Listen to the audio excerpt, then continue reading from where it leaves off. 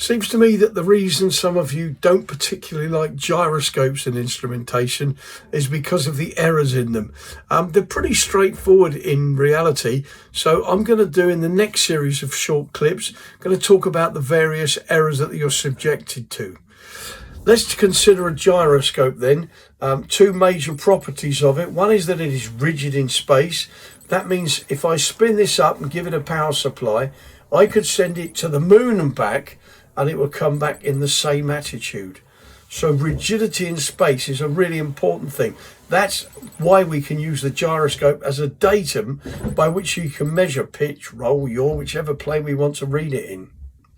The other property of a gyroscope that we're interested in is precession.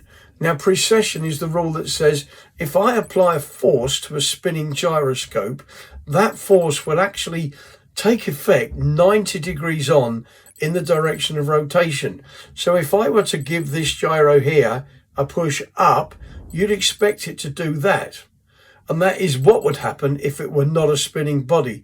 But because it is a spinning body, if I apply an upward force here, it takes effect here, 90 degrees out. And that is precession.